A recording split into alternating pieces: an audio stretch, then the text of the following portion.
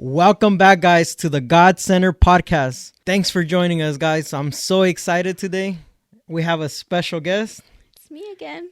It's Lupita, my wife. She's here for the second time, guys.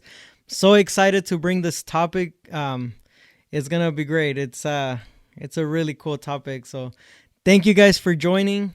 For those of you guys who are new here, this is a podcast where we talk about life, where we put God at the center, and we just share that with you guys. You guys come on the journey. So thank you, Beth, for joining today, and thanks for being part of the podcast. Well, you have convinced me again.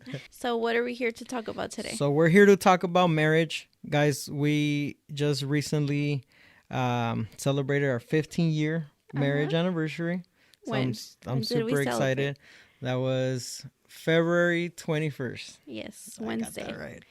Yeah, so we actually tried to have a Valentine's wedding day, but it couldn't happen. It was booked. So, so we had a 21st, the week after. Yeah.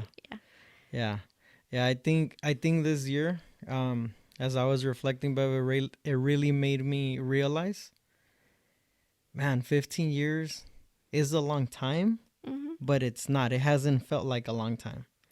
And I think, I don't know, as I was just reflecting, it makes me realize, man, we've been together through a lot of different seasons. Yeah.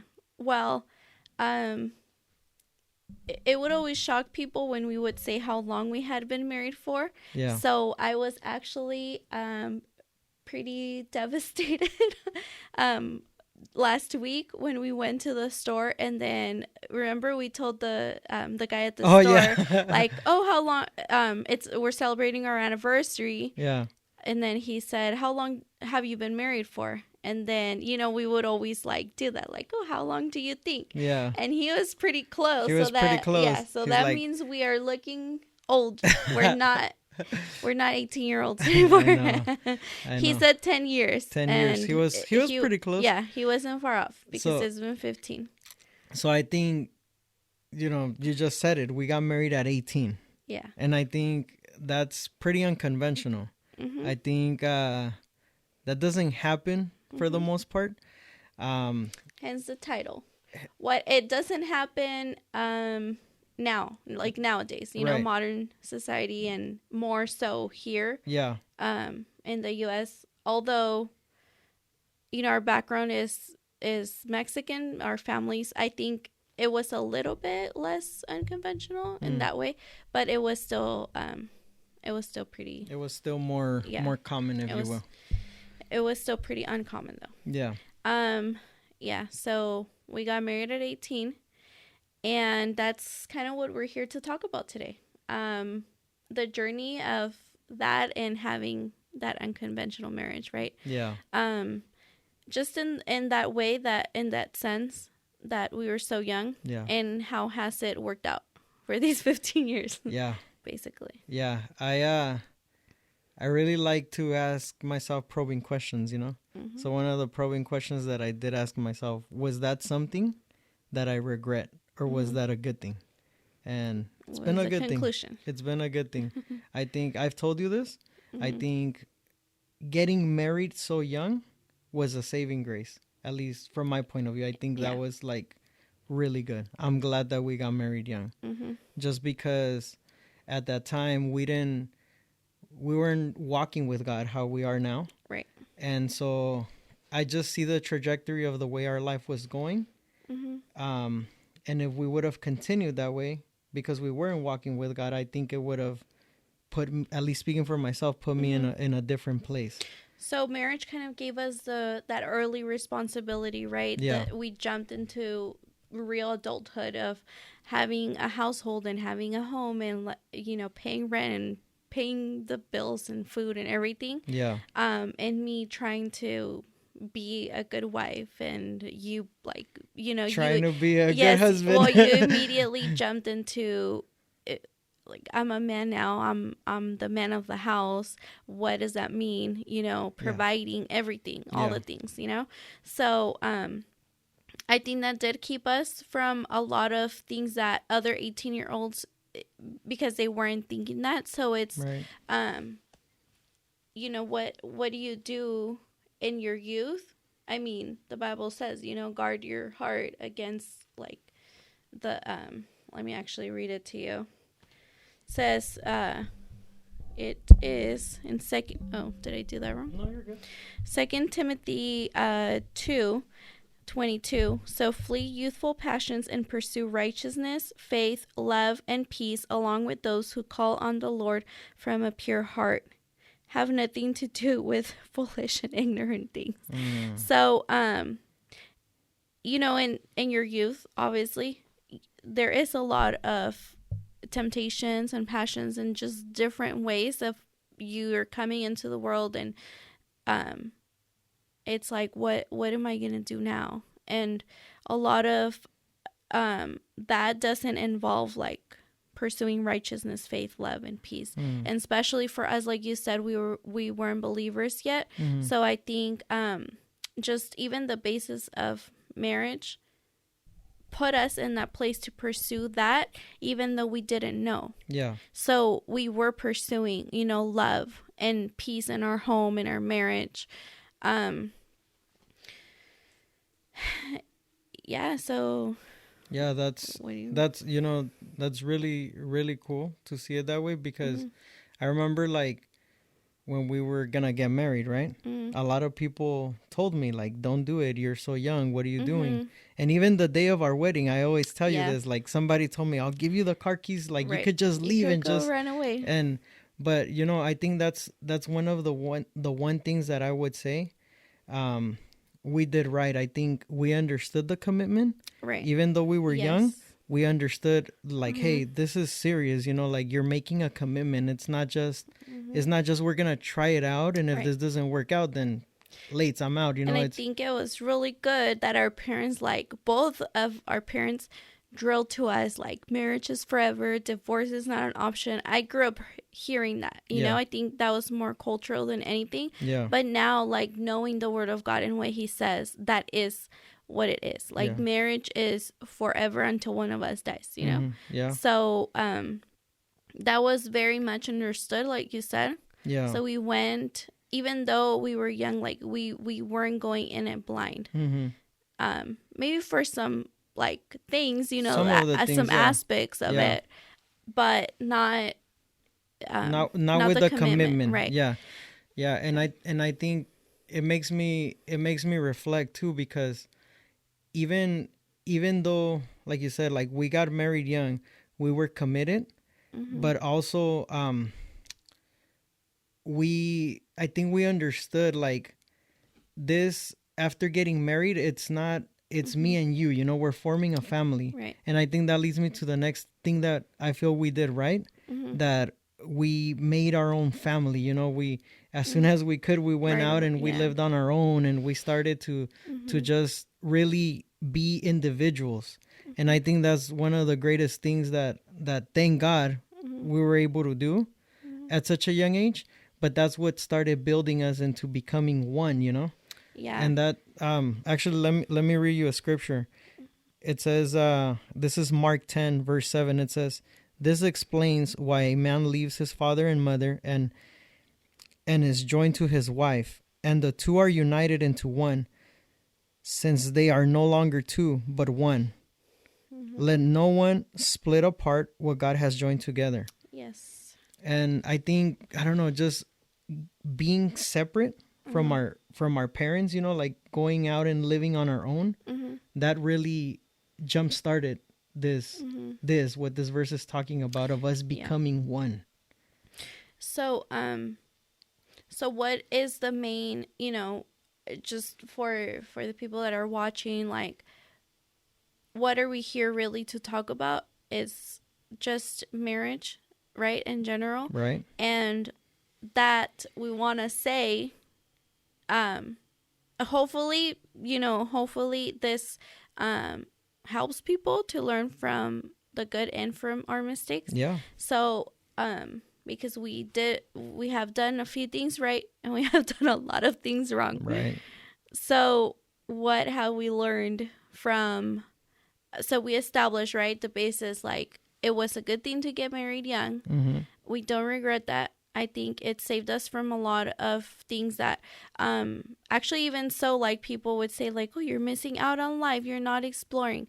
And to that I would say, like, you know, if anyone young might be watching this and considering, like, oh, is it a good idea to get married young? First of all, is it the right person? Because I think that it depends. The right person doesn't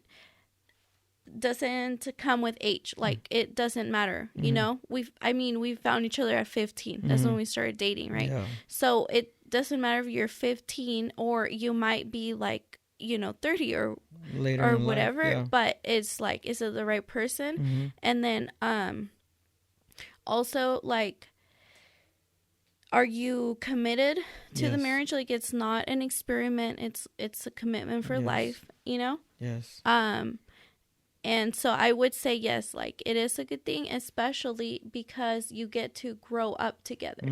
You get to mature together. Yes. Like, you literally do. Yes. Because at 18, you're still growing up. Yes. You're still developing the way you think, exactly. The way you see life. Yes. And so all your ideals are not set. Yes. Like, nothing is set. Yeah. So when you truly become one, because all of that forms together. Yes. You know, yes. About everything, and you have more time to realize, like, to talk about how you want to live your life. Right. You know, even how many kids you want to have. How do you want to raise them? Yeah. Because we didn't, we had so much time. We didn't feel pressure to, like, oh, we need to have a kid right away. You know, we waited 6 years to have our first son. Yeah.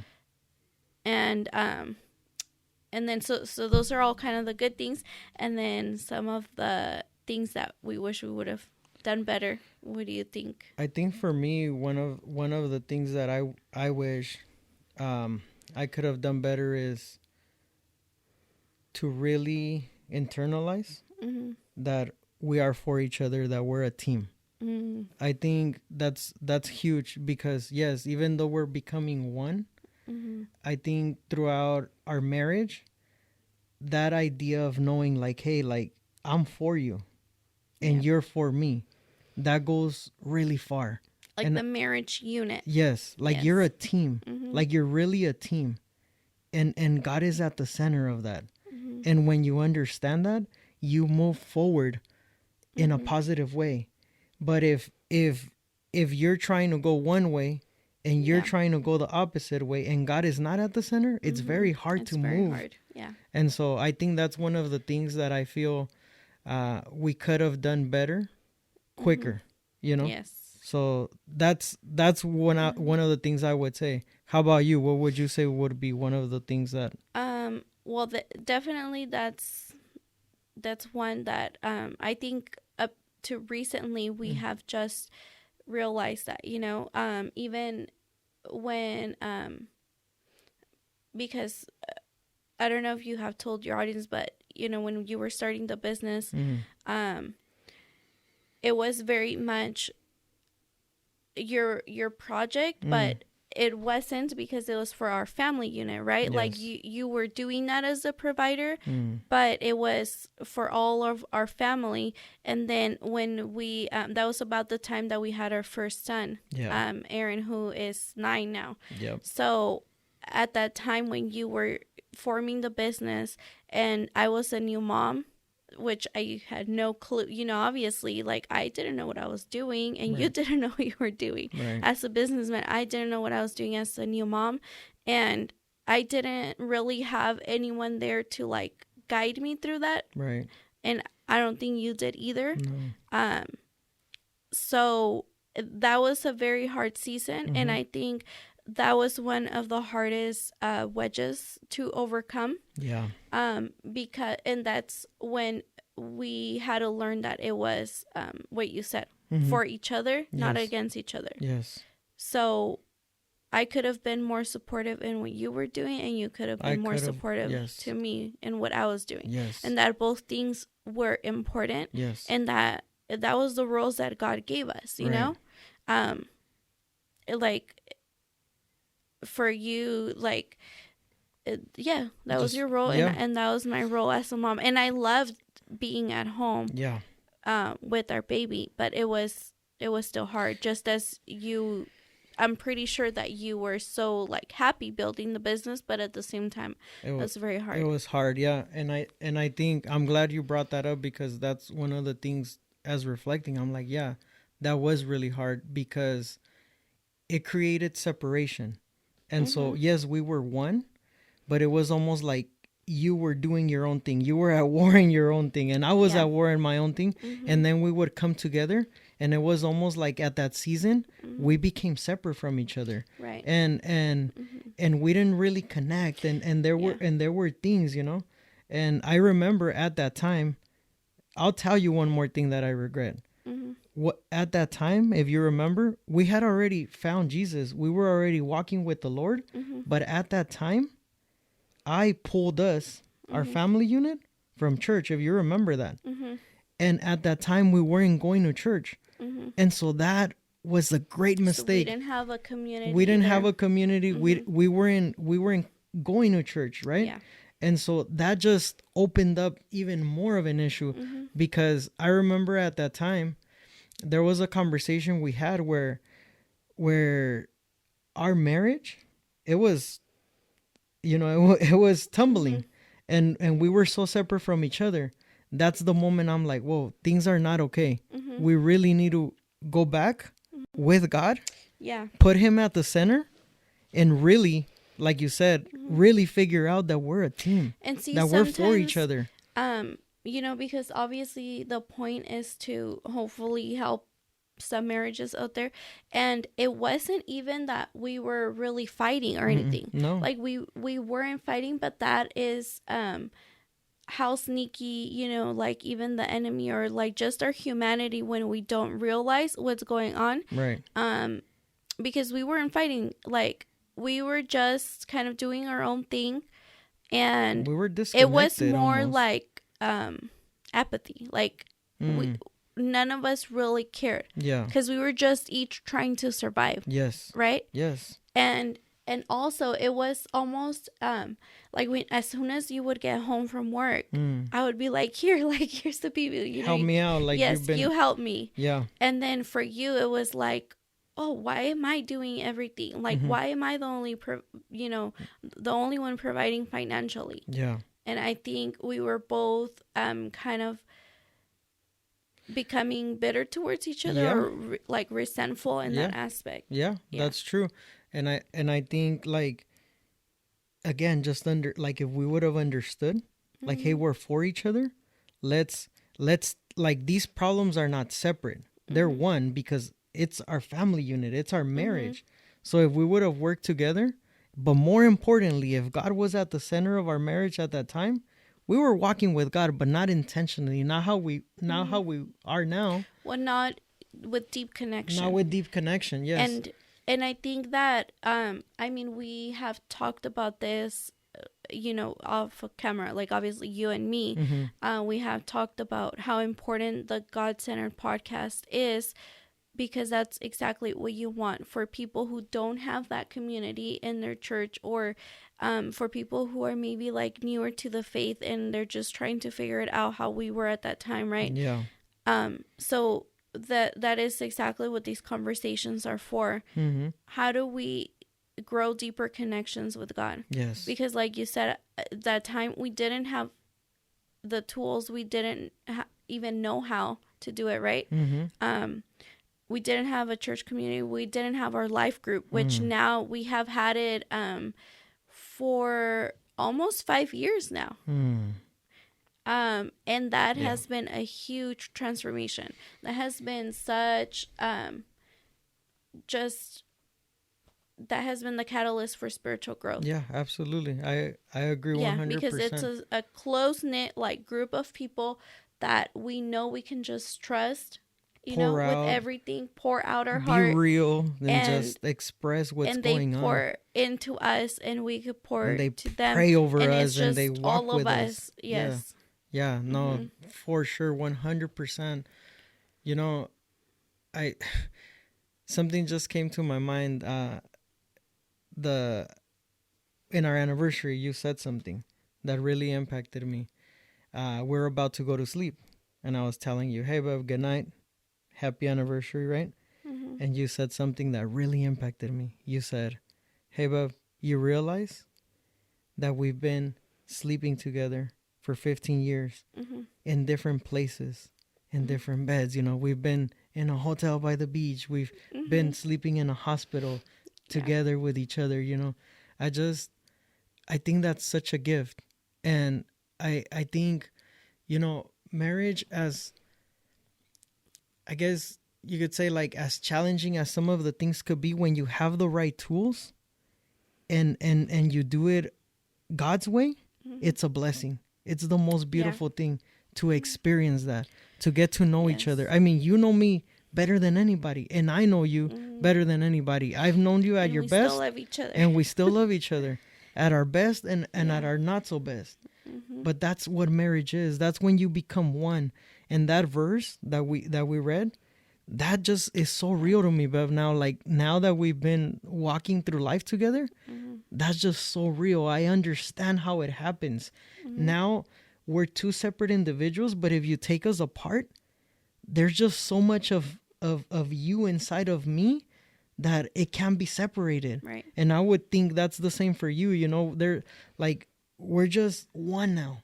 And that's what that verse means. And when God is at the center of that, that's beautiful. It's such a gift. And I think that marriage, like you said, it is a beautiful thing. And that's, you know, that's why the comparison of God coming back for his bride, right? Yeah. Marriage is that institution that is beautiful, that when we do it the right way and with God at the center and in the right order, right?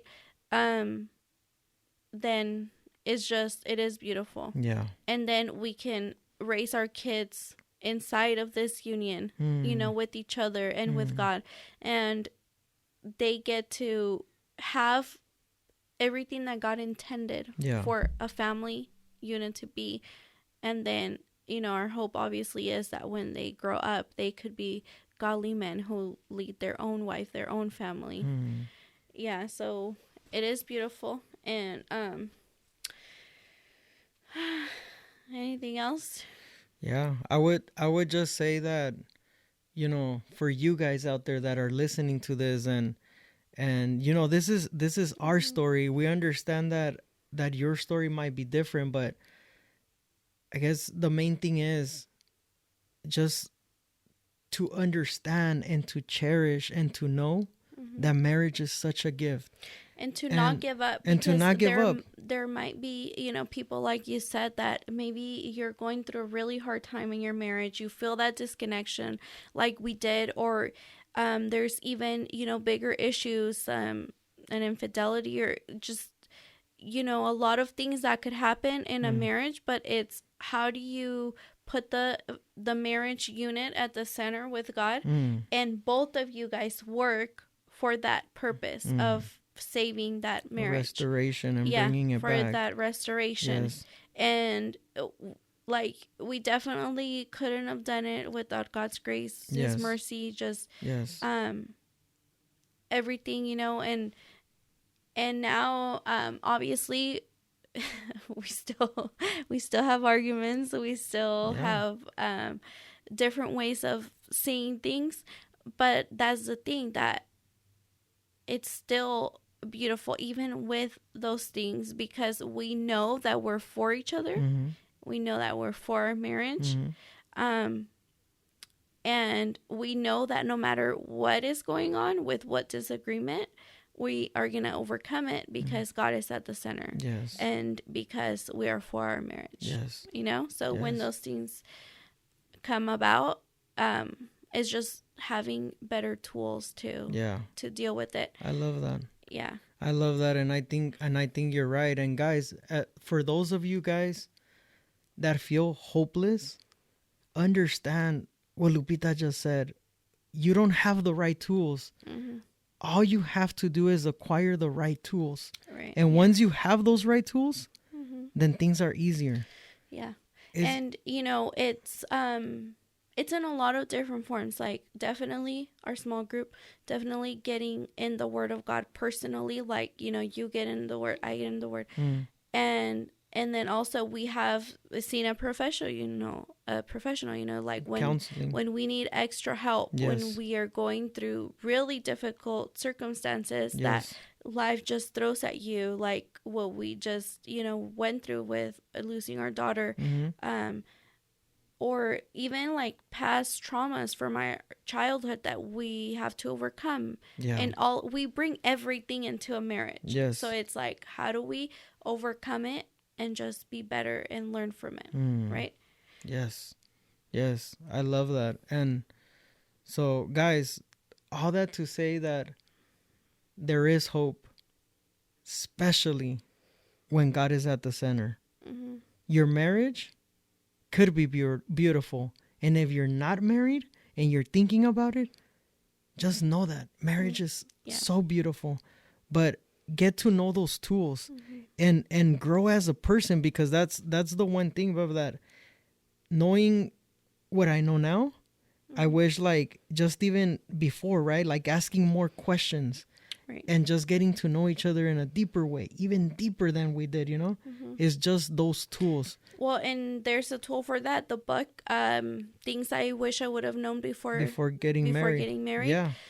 Or the 5 love languages test, which is also an amazing tool. What's the author of that one? Do you remember? I think Gary Chapman. I'm not sure. I think it is. I think Gary Chapman, if I'm not mistaken. But that's a great book. That's a great tool.